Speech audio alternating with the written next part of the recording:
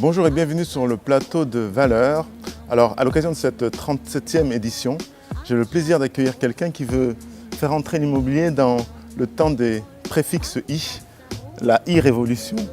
L'immobilier était effectivement un secteur qui n'était pas tout à fait concerné par cette révolution. Rudy Cohen va nous parler de sa plateforme, l'ICI, n'est-ce pas? Bonjour, Cette émission se déroule en 3 parties, hommes, projet, structure. Je souhaiterais que vous m'indiquiez quels sont les hommes qui composent cette entreprise, l'ICI, et qu'est-ce que l'ICI? Alors l'ICI, c'est un projet collaboratif qui est né de l'envie d'agents immobiliers de moderniser leur profession, qui a été articulé autour de membres d'agents immobiliers 2.0, ce qu'on appelle, qui sont des agents qui vont vers le digital, en utilisant... Là, vous êtes en train de nous dévoiler l'entreprise, et c'est les hommes que j'aimerais connaître. Ah. Ce sont les hommes, pardon. Les hommes, en fait, c'est une idée que j'ai développée sur les réseaux sociaux. Plusieurs personnes se sont manifestées pour rentrer dans ce système collaboratif. J'ai fait un tour de table, qui même me suivent. On vous a beaucoup aimé? Écoutez, ça marche bien, donc je pense que oui. Vous êtes combien donc dans le board? Dans le board, on est 5 personnes. D'accord, avec ensuite des ambassadeurs. On a un board qui est constitué en fait d'une très jeune équipe, parce qu'aujourd'hui le digital, ce sont des notions qui sont toutes nouvelles, même si on pourrait avoir des directeurs commerciaux ou de communication qui soient déjà chevronnés. Aujourd'hui, les méthodes de vente en social selling, par exemple, demandent une expérience qui vient de naître, parce que ce sont des nouvelles choses. Quelle est votre expérience? Quel est votre parcours? Alors moi, j'ai un parcours qui n'a rien à voir avec le business initialement. Je viens de la littérature. J'ai commencé plutôt à faire des beaux-arts et ensuite la mode, en dirigeant plusieurs concept stores en France et au Japon. Et ensuite l'immobilier, parce que j'ai toujours été passionné d'architecture. D'accord. Et mon père, dirigeant une agence immobilière haut de gamme à Paris, j'ai toujours voulu faire ça depuis que je suis tout petit. D'accord. Donc vous êtes en gros plutôt un artiste qui arrive dans le monde immobilier, donc dans le monde du concret, du réel, des choses fixées au sol à perpétuelle demeure, c'est la définition de l'immobilier. Et là, que se passe-t-il? En fait, artiste, non, créateur. Créateur. On peut être un entrepreneur, on peut être un créateur, on peut être un artiste. L'esprit d'entreprise, c'est l'esprit de création. L'esprit d'entreprendre, c'est pareil. Moi, j'aime faire bouger les choses. J'ai toujours essayé, dans les domaines où j'étais, de créer des alternatives. D'innover. Principalement, c'est ce qui me caractérise. Faire vraiment avancer les choses et de créer de l'énergie. Donc vous êtes dans un secteur qui est fortement affublé de péjoratifs aujourd'hui. Le gouvernement ne porte pas l'immobilier dans son cœur. Par contre, ce type de projet, oui. Donc parlons du projet. Alors, le projet de l'ICI, c'est un projet qui inspiré d'une... Pourquoi l'ICI? Alors, l'ICI, c'est un mot inventé, tout d'accord. simplement, un mot court, simple de start-up. On a pris un modèle qui est le modèle américain du MLS, qui consiste à tous les professionnels de la transaction à se réunir autour d'un fichier commun et d'échanger. Aujourd'hui, avec les technologies, il est très facile, avec une application, d'échanger en temps réel toutes les données, toute la data, ce qui est très intéressant, et aussi la communication entre tous ces acteurs. Il y a un manque évident de communication entre les acteurs de l'immobilier, et après, de cette plateforme est né plein de partenariats avec plein de jeunes startups qui permettent de moderniser, d'accélérer le process de transaction, d'accélérer le processus de commercialisation, et au bout du compte, de satisfaire le client au mieux à la fin de la chaîne. Aujourd'hui, le modèle traditionnel de l'agent immobilier, c'est un agent, un intermédiaire qui s'adresse à une personne physique. Donc c'est B2C. Vous voulez faire passer de l'activité de B2C à B2B, business to business? Alors, c'est-à-dire que l'agent immobilier, nous, ce qu'on veut, c'est ce qu'on essaye de faire comprendre aux professionnels de l'immobilier, c'est que travailler ensemble, ça sera toujours mieux pour le client final. Le client, lui, ce qu'il veut quand il rentre dans une agence immobilière ou sur Internet, quand il a un agent immobilier au téléphone, c'est que ce dernier puisse lui apporter le bien dans lequel il va vivre pendant des années, et c'est le plus gros projet de vie. L'agent immobilier se doit par tous les moyens de lui trouver l'appartement ou la maison de ses rêves, entre guillemets. On voit qu'il y a, quand même à travers les médias, il y a une très forte proportion à ce type de secteur, avec Stéphane Plaza, par exemple, qui a mis en avant qui a mis en avant l'immobilier d'une façon très ludique, mais il a permis de réconcilier d'une certaine manière l'immobilier avec les agents immobiliers avec le public. Aujourd'hui, tout est chamboulé avec Internet. Au début des années 2000, on disait que Internet va révolutionner et que ça va être la disparition des agents immobiliers, ce qui n'a pas du tout été le cas. D'accord. La profession qui était très poussiéreuse au début des années 2000 et a commencé à se digitaliser. Ce n'est pas encore le cas de tous les acteurs, mais aujourd'hui, la vitesse de la technologie va tellement vite que ce sont des initiatives privées qui font avancer l'immobilier plus, malheureusement, que les initiatives publiques qui prennent du temps à réagir. L'ICI, comment ça marche? Alors ici, c'est simple, c'est une application qui permet à un agent immobilier de travailler en réseau fermé, de manière à diffuser ses offres et ses recherches au sein de toute la profession. Ça va devenir un passeur de data.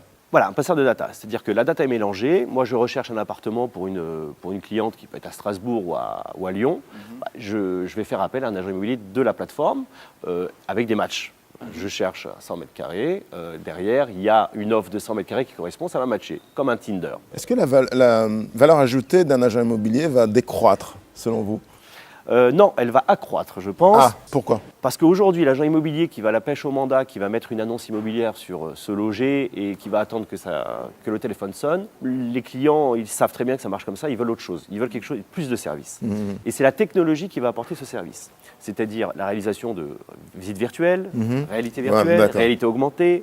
La réalité virtuelle permet d'éviter des visites qui vont être incongrues en visitant avec les casques 3D.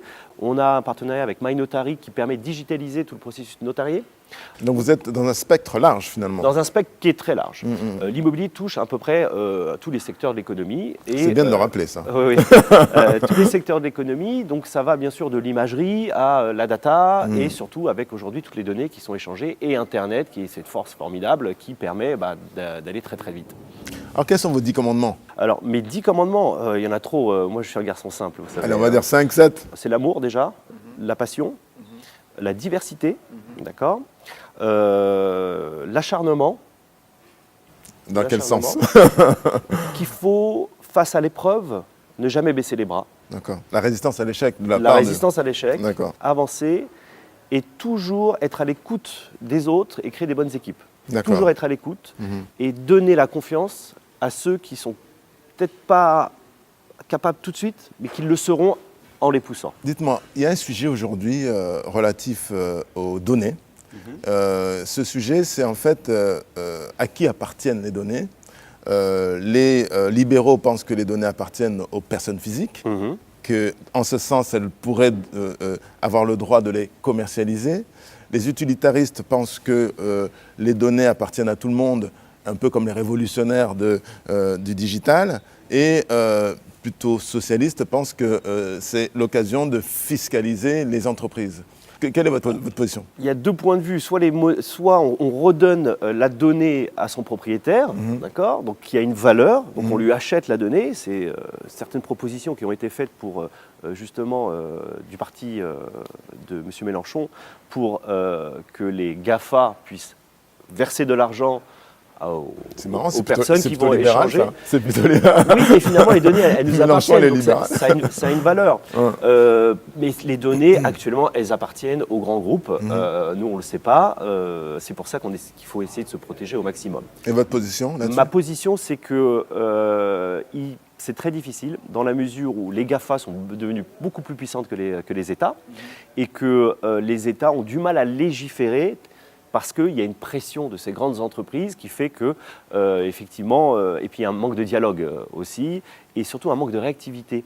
Aujourd'hui, le système d'entreprise de l'État, il est encore un schéma qui est 1.0. l'entreprise aujourd'hui de Google ou de Facebook, ils vont très vite dans les modes de décision, très vite dans les modes opérationnels. C'est ce nouveau schéma d'entreprise qui font que finalement une entreprise peut devenir beaucoup plus puissante qu'un État. Donc le débat est ouvert. Le débat est ouvert, absolument. Dites-moi, pour terminer, je me suis laissé dire que vous étiez en train de concocter une émission. Oui, alors on a 2 projets. On voit que l'immobilier a sa place dans le cœur du français.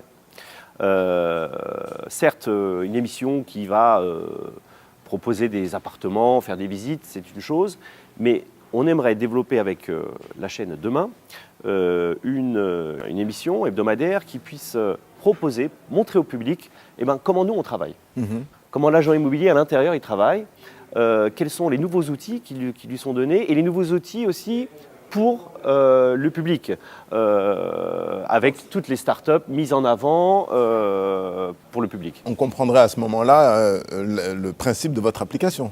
Absolument, absolument. Alors, la mise en œuvre. Absolument. Parce que l'ICI propose des services d'une dizaine de startups. Nous, on aimerait parler de ces startups. Et il y a d'autres startups aussi. Il y a des très bonnes idées à mettre en avant. Il y a aussi des agents immobiliers qui sont formidables, qui savent très bien faire leur travail et qui, eux aussi, seraient bien d'être mis en avant pour parler à quel point ils aiment leurs clients et qu'ils font tout pour leurs clients. Le deuxième projet aussi, c'est de mettre en réel ce que nous faisons en virtuel. C'est-à-dire que virtuellement, les agents immobiliers se connectent sur l'application, sur la plateforme. On est environ à 2500 utilisateurs et environ 35 000 biens en échange. On est jeune, mais on est déjà bien placé, on est déjà leader. Le projet est de mettre tout ce beau petit monde en relation en vrai. Parce que le virtuel, c'est bien, mais l'humain, c'est mieux. Donc ça, ça aurait pu être le premier des commandements. Placer l'humain au centre de l'IMO. Absolument. Donc ça faisait partie de la première 10 commandements que j'avais écrit. On va essayer de poser les bases justement de cet immobilier digital, de cette PropTech, la prop technologie. Property Technology, dans un lieu de 3000 m², avec la participation de Startway, qui est une très grosse société de coworking, et de l'ICI, pour permettre à tous ces agents immobiliers de se rencontrer, de rencontrer les startups, d'évoluer et de créer un accélérateur qui va permettre à des jeunes startups de province ou d'Europe d'être accompagnés par des professionnels comme nous, par un fonds intermédiaire qui pourra aussi financer ces personnes-là, afin de faire rayonner aussi la France et nos entreprises dans le monde et de vendre leurs services. Mais vous êtes allé au bout de votre logique avec cet accélérateur de particules. Absolument. Pour les téléspectateurs, pourriez-vous, s'il vous plaît, nous dire quelles sont les valeurs qui sous-tendent votre action, s'il vous plaît, en regardant cette caméra? Principalement la collaboration, l'amour du métier et la liberté. Merci infiniment, vous m'avez donné envie d'immobilier. C'est normal, ça? Écoutez, je prends votre recherche, je la poste sur l'ici. Merci beaucoup, Mathieu. Merci. Merci.